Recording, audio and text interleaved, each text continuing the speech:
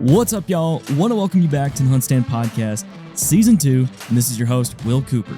The HuntStand Podcast is your weekly source for insightful conversations with veteran hunters, dedicated outdoor enthusiasts, and top industry personnel. I'm going to have guests on here who are true experts in their field, diving into the captivating world of our industry and the great outdoors. With each episode, you, the listener, will receive invaluable knowledge, tips, and guidance on how to enhance your skills in the wild and in life.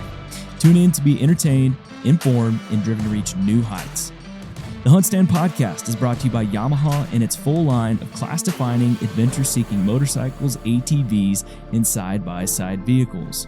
The HuntStand Podcast is also brought to you by Springfield Armory and their lineup of Model 2020 Waypoint rifles. And finally, the HuntStand Podcast is brought to you by StealthCam. It's never been easier to go wireless with the Command Pro app. Capture high-quality photos and videos of all the action wherever you hunt with StealthCam's advanced cameras and data plans tailored to your needs. So make sure to check out their website today, stealthcam.com. HuntStand Podcast, Season 2. Buckle up. It's going to be a good ride.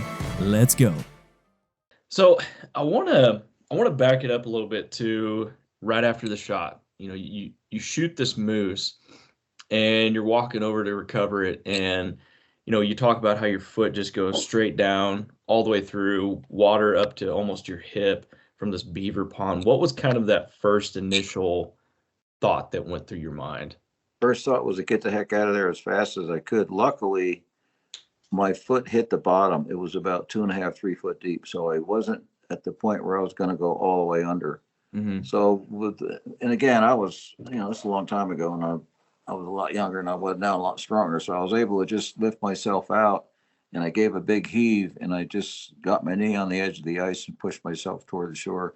And I grabbed a willow branch that was close to shore and used that to kind of give me some leverage. So I pulled myself on the shore. Okay.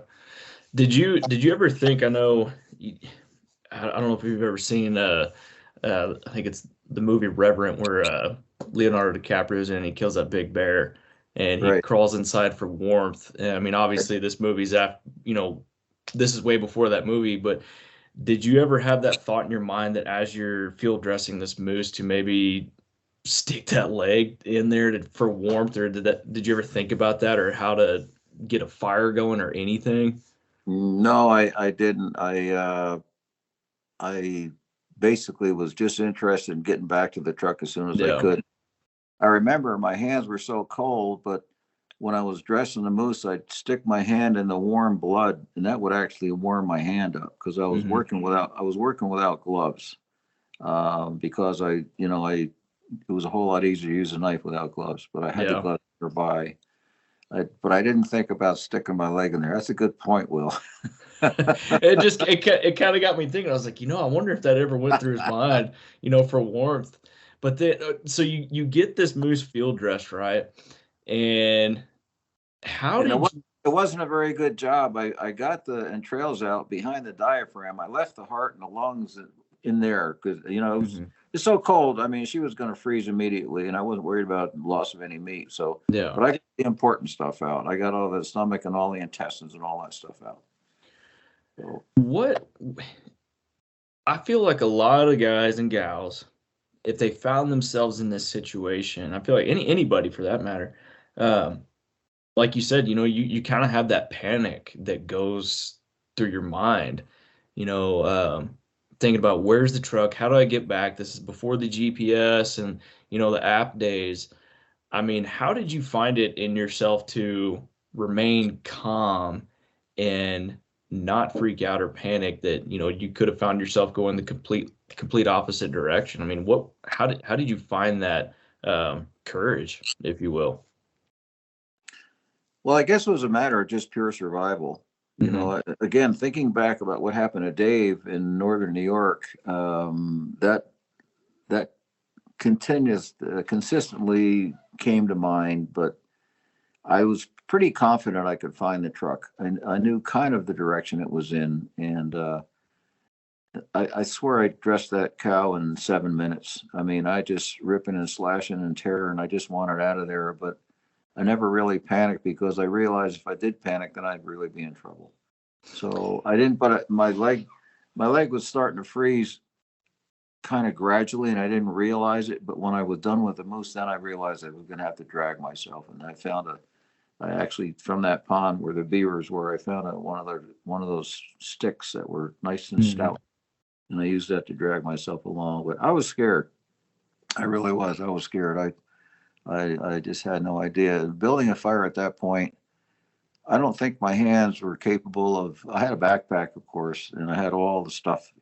My backpack, I carry like 8 kinds of fire starters and all sorts of stuff. But I just wanted out of there because I didn't think that. There was really no wood. It was willows, and willows are about as thick as a cigar.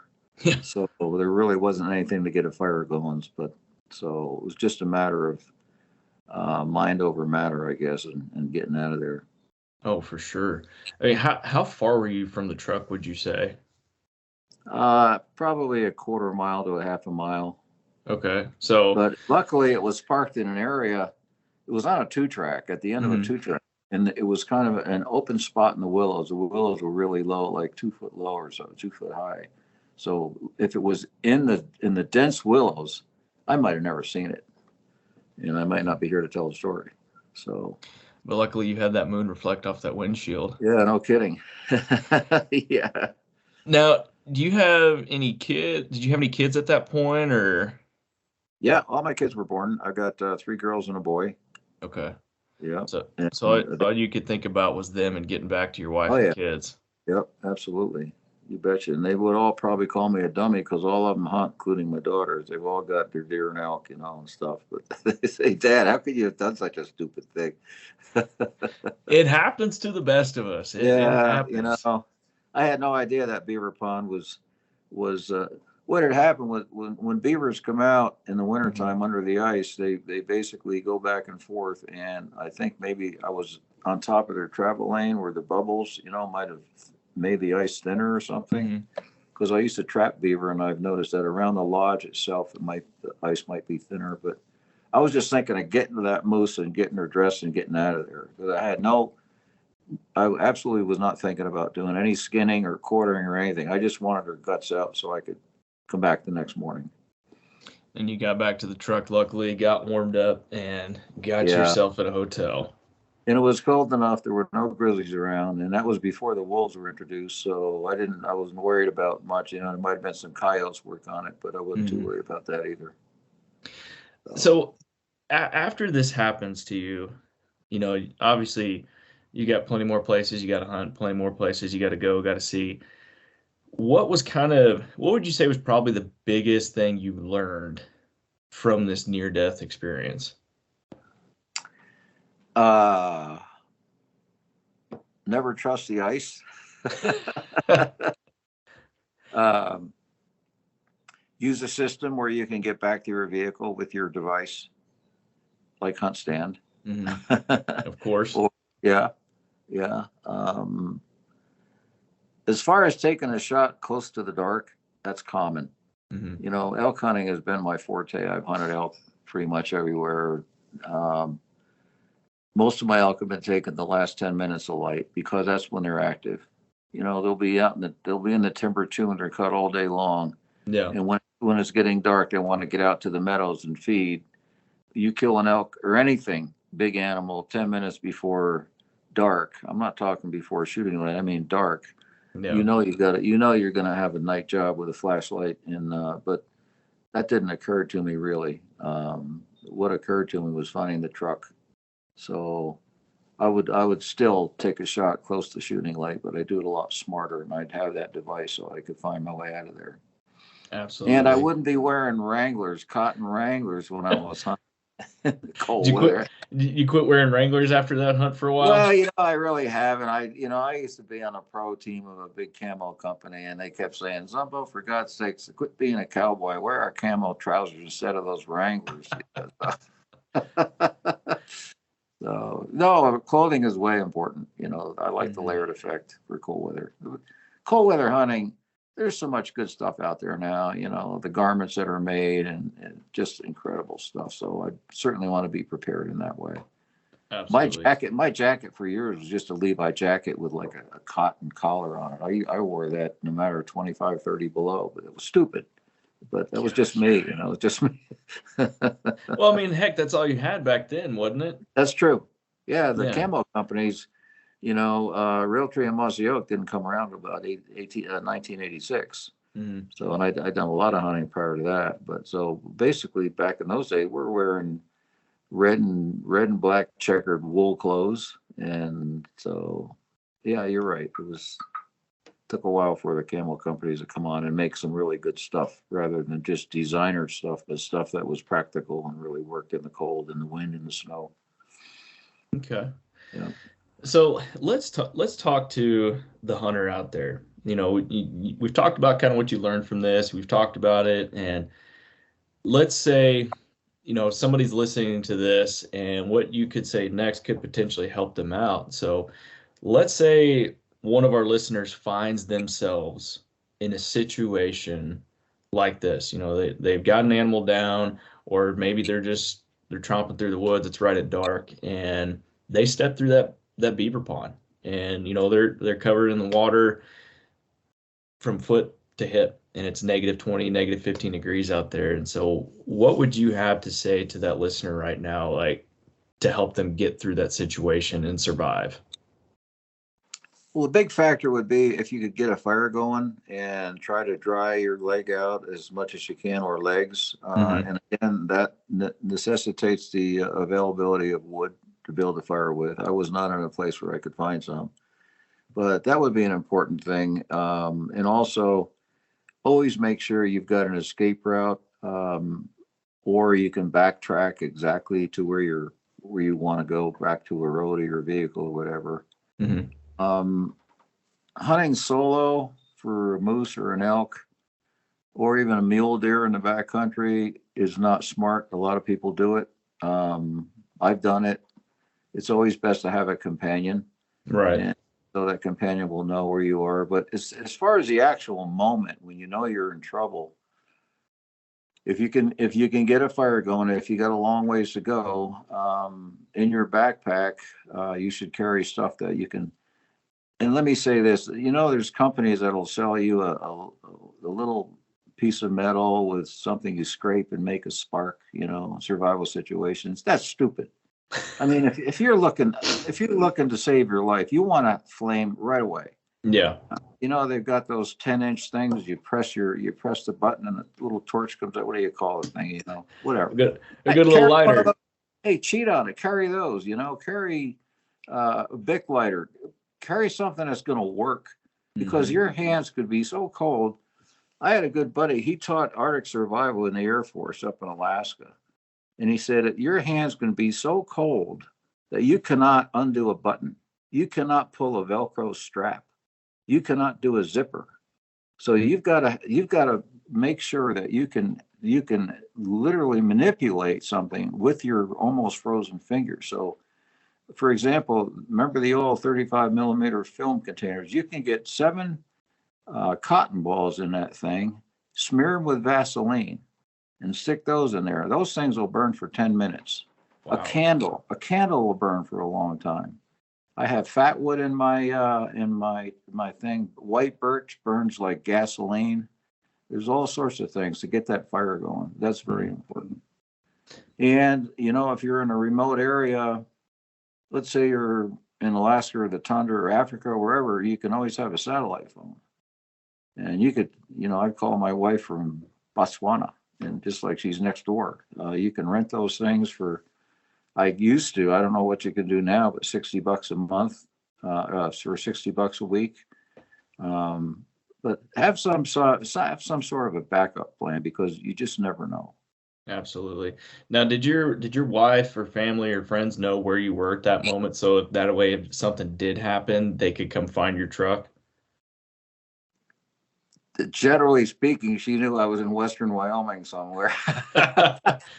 Didn't know trailhead per se, huh? I was actually on a ranch. I found this rancher because he actually, in the Wyoming Game and Fish deal, he had his phone number. He wanted hunters to help shoot some of those moose. So I knew where I was going to be. I don't remember if I told her or not. Now I do, because I'm a whole lot older. In fact, she doesn't like me to hunt alone anymore anyway, which I don't, because, being my age, you got back issues and foot issues and knee issues and brain issues. So I think it's a good idea to be with a guy, or at least have somebody know where you are. That's so very important. Especially if, like, you might be camped in a wilderness somewhere, and there's 3 or 4 of you, got a wall tent up, and one guy says, I'm going to go down over to Blue Hollow, and make sure you tell your buddies where you are, because you don't come back, then at least they know where they can go look for you. Yeah, absolutely. Definitely good advice. Now, since this, have you ever found yourself in any kind of other situation that could have been similar, that you were more prepared for, or anything that happened to you that you're like, okay, I've been here before, we know how to handle this? Well, kind of. Yeah, I was, several hunts come to mind. One time I was up in the Yukon hunting moose and grizzlies, and our guide, he had gone to look on another mountain, and he didn't get back to us. I was with my cameraman. I was shooting a TV show, and we had moved, because I'd seen a moose on a slope bedded in the willows, and I can only see one side of his palm, and wanted to get closer to see what he was. So we moved, and he couldn't find us. So we basically spent the night there. It was pretty cold, but we had backpacks, we had our horses, and we had stuff in the saddle bags. So, but I spent the night out other times, usually on purpose. I used to bivouac by myself when I was in my 30s and 40s, and wherever night fell, that's where I'd lay down. I'd have a little tent that I didn't put up unless I had to. I had the sleeping bag and I had food, and I always camped near water. And so again, it's a matter of being prepared and hunting smart, but sometimes we don't hunt smart because hunting is so unpredictable.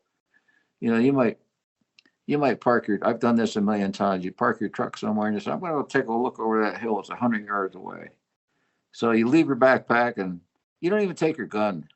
And well, most of the time you do take your gun just in case. So you walk over 100 yards away and say, God darn, what's over there? I see some tracks over there with your binoculars. So you walk, before you know it, you're 3 miles away from the truck. And you got no backpack, you've got your gun. It's stupid.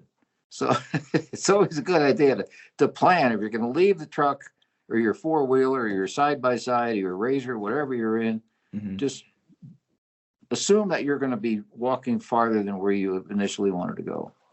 Absolutely. Well, Jim, I know we're starting to run slim on time here, and I love getting to talk about this story with you. And so before we part ways, do you just have any final advice out there for the listeners? Just, other than we've talked about being prepared, having that contingency plan, that backup plan, any last minute advice for those listeners out there? Well, I think one of the biggest things is to know the country you're going to hunt in beforehand. If you can do any scouting, I think it's really important to understand what you might be getting into in terms of terrain and the type of vegetation and timber you're going to be hunting in, so you can at least get some kind of a clue what you're going to be dealing with. Again, have that backpack loaded with everything you're going to need. Whatever comes to mind. And there's all sorts of information out there on what to use in your backpack. And don't exceed your physical expectations. I live here just outside Yellowstone Park near Cody, Wyoming, and I live literally a quarter mile from the wilderness boundary. Actually, the Shoshone National Forest. And people come out here from, I don't want to call them flatlanders, but they're from lower elevations. You can call us that. I'm from Texas. It's okay. And they really don't know what they're up against. So, you just, we have grizzly bears here, lots of grizzly bears. We're right in prime country. You need to be concerned about that and make sure you can defend yourself with either a gun that you practice with or with bear spray. But as far as your physical expectations, I know 3 guys who died while packing out an elk. 3 different guys on 3 different occasions. Seriously. I know them. I didn't just know them by name. I knew who they were, and I went to 2 of their funerals. Holy So crap. it's really important when you come out here. Maybe you think you want to try to drag that or carry that 90-pound elk quarter on your back over 2 more mountains. Well, if you do so, do it wisely, take it slow, don't exert yourself, because at the upper elevations there's thinner oxygen, so that's one thing you've got against you. That's probably my biggest advice. I see a lot of folks come here from out of town and they just don't have any idea. And hunting here, it's all mountains, whether it's here in Wyoming or Montana or Idaho or Utah, it's basically mountain hunting. So you just have to respect that. When I was in forestry school, I had a wildlife professor, and he wrote in big words on a blackboard, "Mother Nature is a bitch." That's so true. I mean, it is true. Whether it comes predator animals killing each other or whatever, or people out there, Mother Nature can get you. She can be beautiful, with the sunsets and the sundowns and the aurora borealis and all that stuff, but she can kill you if you're not careful. That's why she's queen. That's right. That's why she's queen. And what you're talking about, like not underestimating, basically the entire West. I feel like that's a big thing. I've been hunting with people before that, you got to prepare. You've got to work out. You've got to be in shape for those mountains. And a lot of people take that for granted, and they show up on that mountain and they get 100 yards off the truck and they realize that they're unprepared. So yeah, that's let me add a footnote to that. And I always wrote in my stories, if you're not walking 5 miles a day when you're hunting elk, you're not hunting elk right. Yeah. So be prepared. Go see a doctor, get a checkup, and go to a gym and work out. Well, one time I got a letter from a good friend of mine, a Texan.